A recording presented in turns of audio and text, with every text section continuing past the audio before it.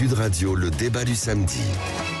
Peut-on adapter nos villes pour faire face à la chaleur? C'est la question qu'on vous pose sur le Twitter de Sud Radio. Vous répondez oui. Vous êtes assez nombreux à répondre d'ailleurs sur Twitter. Plantons davantage d'arbres. C'est une possibilité.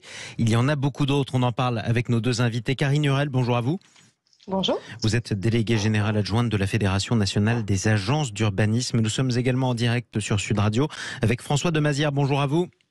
Bonjour. Vous êtes maire de Versailles. On ne parlera pas politique aujourd'hui. On va parler architecture dans la mesure où vous organisez en ce moment même et pour plusieurs semaines de loin, une biennale d'architecture où de nombreuses innovations ont été proposées par les architectes que vous avez sélectionnés justement, pour rafraîchir nos villes. Première question peut-être pour vous, Karine Hurel.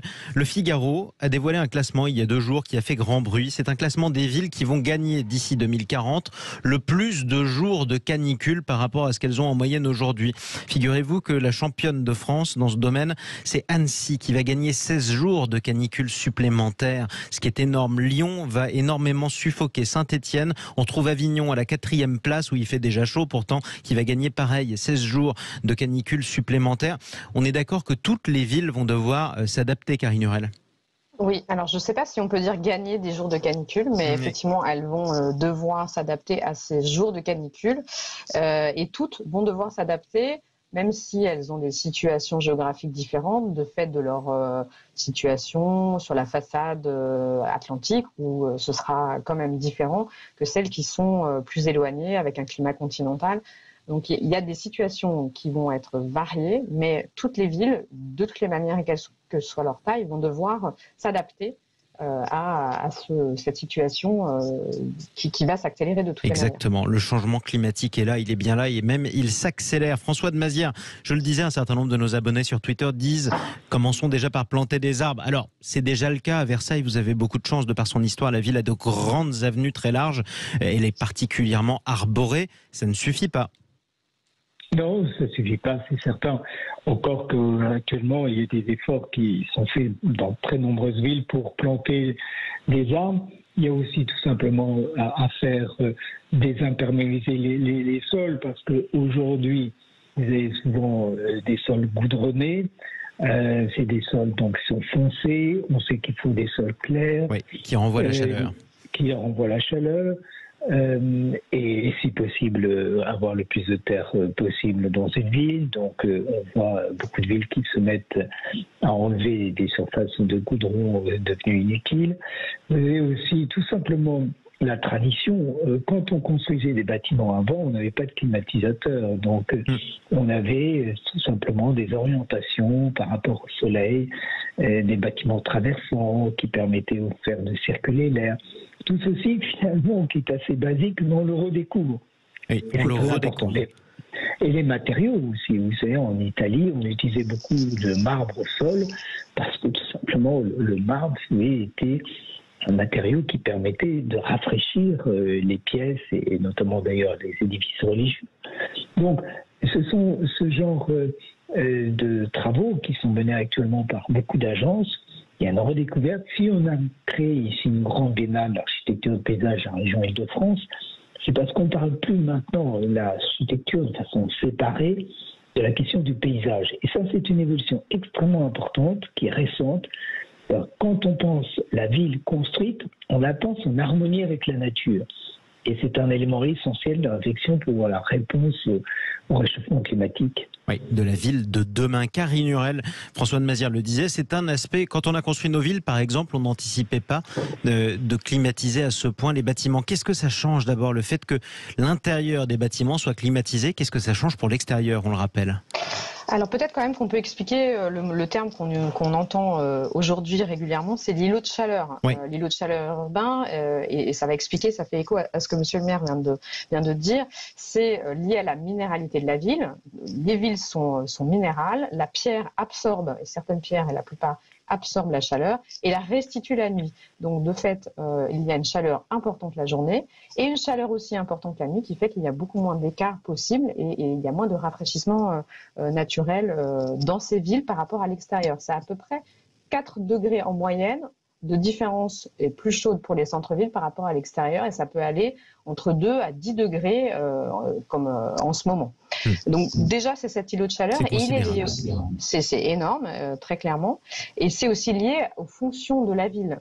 Une ville, eh bien justement, elle a des activités urbaines liées au trafic, aux travaux, aux habitats, au chauffage ou à la climatisation. Et la climatisation, elle rafraîchit l'extérieur, l'intérieur de vos bâtiments, mais elle réchauffe l'extérieur de la ville.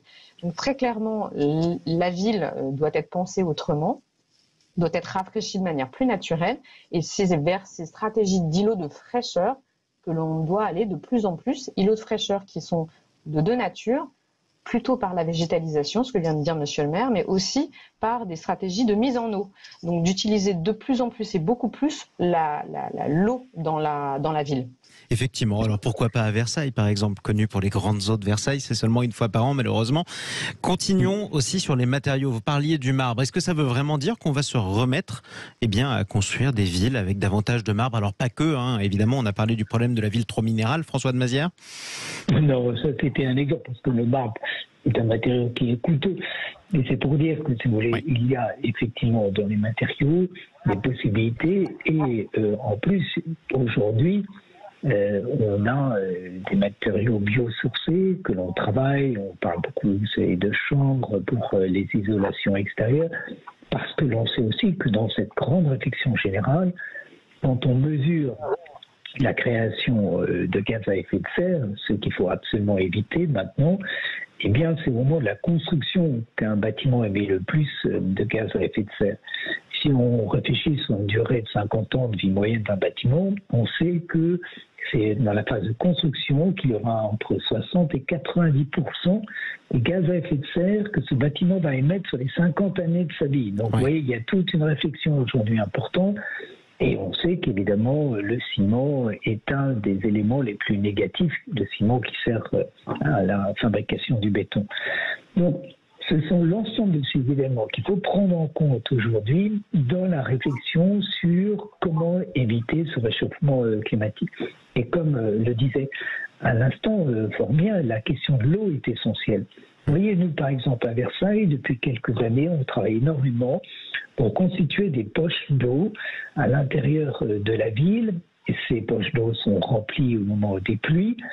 Et dans une période comme actuellement, il est plutôt qu'on ne va pas prendre, évidemment, pour arroser les plantes et surtout les pieds des arbres, on ne va pas prendre de l'eau dans le fonctionnement de l'eau potable, on va aller les puiser dans ces poches d'eau qui ont été constituées. Et c'est toutes ces réflexions... C'est comme si vous aviez en fait réutilisé le système des puits qu'on avait dans chaque cour de ferme. Voilà, c'est un peu des puits modernes, on va dire. Exactement. Effectivement, des poches d'eau, des puits modernes, réutiliser l'eau, changer de matériaux, d'irradio au ciment. Karine Hurel ? Oui, et dans l'eau, c'est économiser l'eau, mais c'est aussi utiliser l'eau pour la fraîcheur. Quand on a des eaux extérieures, on sent la fraîcheur. Il faut aussi l'utiliser. Et donc, de plus en plus, les villes réfléchissent à mettre à l'extérieur leurs rivières qu'ils ont parfois enfouies, utiliser des noues. Sont des fossés en fait végétalisés sur lesquels on va récupérer l'eau de pluie qui va servir à la ville mais qui va servir à rafraîchir. Donc il y a des stratégies d'atténuation du changement climatique. Il faut continuer à les faire et être économe, mais il faut aussi avoir les stratégies d'adaptation de ces villes en travaillant sur les îlots de fraîcheur.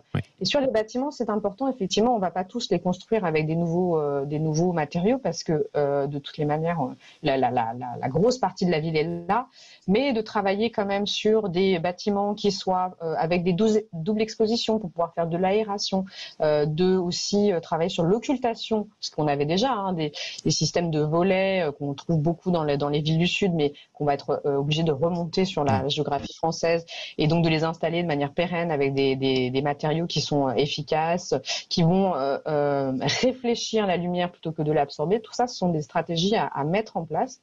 Puis peut-être dernier élément, c'est la forme de la ville. On l'a dit tout à l'heure, effectivement, travailler pour que la ville quand même crée des aérations naturelles. Alors on va pas être sur des villes comme dans les villes du Sud avec des villes des rues très étroites parce qu'on n'est pas sur ces formes-là et on ne le souhaite pas nécessairement. Néanmoins, il va falloir travailler des aérations naturelles, voire même des couvertures de ville. eh bien, on crée des dents dans la ville, des trous en fait, pour pouvoir créer de l'aération, travailler sur les orientations effectivement des rues, éventuellement mettre des vélums qui vont être des espèces de grandes systèmes de couverture quand on a des rues troupes orientées au soleil et sur lesquelles on ne pourra pas faire de la végétalisation. La végétalisation est extrêmement importante, néanmoins on ne pourra pas le faire partout. Les arbres ne sont pas partout, ne vont pas pouvoir s'adapter partout à des sols qui sont parfois pauvres sur les villes. Et désimperméabiliser, c'est une stratégie extrêmement importante, mais qui ne pourra pas quand même se faire partout. Donc il va falloir associer beaucoup d'éléments différents. Beaucoup d'éléments différents. Revenons à l'intérieur des bâtiments d'ailleurs. Quelles sont les dernières innovations? Revenons à cette biennale d'architecture de Versailles avec monsieur le maire François de Mazières par exemple. Comment fait-on pour ne pas avoir besoin de climatiser un bâtiment? Alors, on l'a évoqué déjà, il y a une question aussi sur l'épaisseur des bâtiments. Si vous voulez avoir des bâtiments avec des circulations d'air traversantes, il est évident qu'il faut avoir des bâtiments qui ne soient pas trop épais. Oui. Et si vous voyez l'évolution de ces dernières années, on a vu un peu des bâtiments avec des formes bizarres, pas toujours très, très adaptés à avoir un rafraîchissement naturel, parce qu'on revient à ce qu'on disait l'un et l'autre, c'est qu'il faut éviter la climatisation qui en fait un instrument pour le réchauffement climatique, malheureusement est tout à fait contraire au but recherché. Donc des bâtiments qui sont effectivement mieux protégés de l'ensoleillement, ça a été dit, donc ça veut dire des retours à des volets. Si on regarde les bâtiments traditionnels, ils étaient assez bien fichus. Vous aviez des volets extérieurs. À un moment, on a décidé qu'il n'y aurait pas de volets extérieurs, on se demande bien pourquoi. Vous aviez des bâtiments à l'intérieur avec des plafonds plus hauts, et ça c'est important. On a vu, pour des raisons évidemment d'économie, pour tous les promoteurs de France et de Navarre, les plafonds ont été baissés. Absolument. Et alors que la population a grandi, on s'aperçoit que sur les dernières décennies, les plafonds sont de plus en plus bas. Oui, c'est tous ces éléments. Et on voit bien qu'avec même ce qu'on vient de vivre, le Covid, les gens sont en train de redécouvrir finalement un habitat beaucoup plus agréable. Ça les amène d'ailleurs à penser à ne pas rester nécessairement dans des villes-centres, mais plutôt d'aller dans des endroits plus agréables, plus proches de la nature. Et on revient à des bâtiments assez traditionnels en fait. Et ce qui est intéressant, c'est qu'on peut aujourd'hui utiliser pour le coup la technologie moderne pour coupler à ces bâtiments traditionnels des moyens de contrôle scientifique de la climatisation, la climatisation au bon sens du terme, c'est la régulation thermique des bâtiments. La régulation thermique des bâtiments. Merci à tous les deux d'être intervenus sur Sud Radio. Karine Hurel, déléguée générale adjointe de la Fédération nationale des agences d'urbanisme. Merci à vous également, François de Mazières, maire d'Yverdroite de Versailles. Je rappelle, on peut toujours en profiter de la Biennale d'architecture de Versailles. François de Mazières. Absolument. Et c'est une biennale, comme vous le disiez, d'architecture et de paysage. Absolument. C'est très important de souligner ça. Voilà, exactement. Il n'y a pas de mansarde sans le nôtre, surtout à Versailles. Merci à vous. Merci beaucoup. François de Mazières.